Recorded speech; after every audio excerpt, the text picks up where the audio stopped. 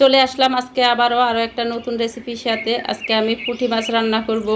আসসালামু আলাইকুম, welcome back to my channel. সবাই কেমন আছেন? আশা করছি সবাই ভালো আছেন, সুস্থ আছেন। আলহামদুলিল্লাহ, আল্লাহর অশেষ রহমতে আমরাও ভালো আছি।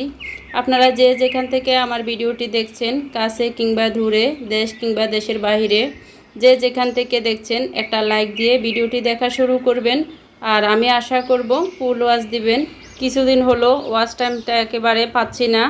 তো এইখানে আমি অনেকগুলা মাছ নিয়েছি, সবগুলা রান্না করব না, শুধু এখানে ছোট সাইজের যে পুঁটি মাছগুলো আছে ওই পুঁটি মাছগুলো আমি রান্না করব, আর বাকি মাছগুলো ফ্রিজে রেখে দিব। তো মাছগুলো ভালোভাবে পরিষ্কার করা হয় নাই, আপনারা দেখে বুঝতে পারছেন। মাছগুলো আমি ফ্রিজে রেখে দেব, যখন রান্না করব তখন হচ্ছে ভালোভাবে ধুয়ে পরিষ্কার করে রান্না করব। তো এই যে মাছগুলো আমি যেগুলো রান্না করব এগুলো নিয়ে নিলাম। তো এখানে চুলায় একটা পাতিল বসিয়ে দিলাম মাছগুলো রান্না করার জন্য। দিয়ে দিলাম পর্যাপ্ত পরিমাণে তেল, তারপরে দিয়ে দিলাম 7-8 কোয়া রসুন কুচা করে, বড় রসুনগুলো আমি কুচা করে দিয়ে দিলাম। তো যে মাছগুলো রান্না করব এগুলো নিয়ে নিলাম, এগুলো ভালোভাবে হচ্ছে ধুয়ে পরিষ্কার করে নেব। এই তো রসুনগুলো একটু হালকা বাদামি কালার হয়ে আসছে, এখন হচ্ছে আমি পেঁয়াজ কুচি দিয়ে দিলাম।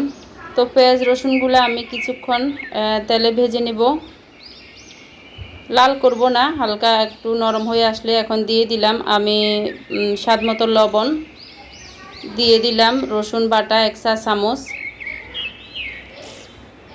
এখন 1 চা চামচ দিয়ে দিলাম হলুদ গুঁড়ো, 1 চা চামচের থেকে একটু বেশি হবে হলুদ গুঁড়ো। দিয়ে দিলাম আমি এখন লাল মরিচের গুঁড়ো 1.5 চা চামচ হবে। যে চামচটা করে আমি হলুদ গুঁড়ো মরিচ গুঁড়ো দিয়েছি এটা হচ্ছে আমার টেবিল চামচ, সেম ওই চামচে করে হচ্ছে আমি দিয়ে দিলাম রসুন বাটাটাও। তারপরে হচ্ছে আমি 1/2 চা চামচেরও কম হবে আমি জিরা গুঁড়ো দিয়েছি। দিয়ে একটু নেড়ে ছেড়ে এখন আমি দিয়ে দিলাম পানি।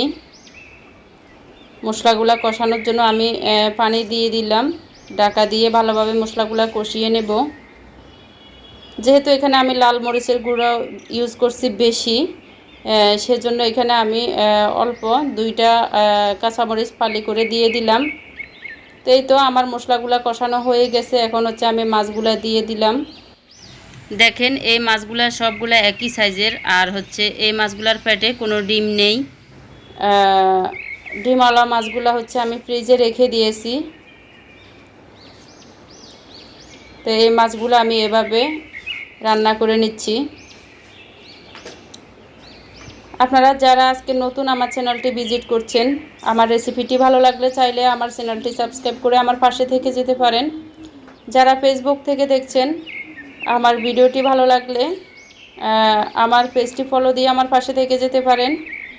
আর অলরেডি যারা ফলো সাবস্ক্রাইব করে দিয়েছেন তাদেরকে অসংখ্য ধন্যবাদ। তো এই তো আমার মাছগুলো রান্না হয়ে গেছে, এখন হচ্ছে আমি বিলাতি ধনিয়া যেটা বলে ওইটা দিয়ে দিলাম কুচা করে। তো এখন দিয়ে দিলাম লেবুর রস, প্রায় 1 টেবিল চামচের মতো হবে। দেখেন আমার রান্নাটা কিন্তু হয়ে আসছে। আমার রেসিপিটি আপনাদের কাছে কেমন লেগেছে কমেন্ট করে জানাতে ভুলবেন না। দেখেন রান্নাটা কত লোভনীয় হয়েছে, খেতেও কিন্তু অনেক মজা লেগেছে আমাদের কাছে। খুব সহজে আর কম মশলায় আমি এই রান্নাটা করেছি, আপনারা চাইলে এইভাবে রান্না করে খেয়ে দেখতে পারেন। আর হ্যাঁ, কেউ ভিডিওর নিচে স্প্যাম কমেন্ট করবেন না, বন্ধ করলে আপনারা কমিউনিটিতে লেটার রেখে যাবেন। তো আজকে পর্যন্ত, এতক্ষণ পর্যন্ত যারা যারা ধৈর্য ধরে আমার ভিডিওটি দেখছেন তাদেরকে অসংখ্য ধন্যবাদ। আবার নতুন কোনো রেসিপি নিয়ে চলে আসবো আপনাদের মাঝে। আল্লাহ হাফেজ, আসসালামু আলাইকুম।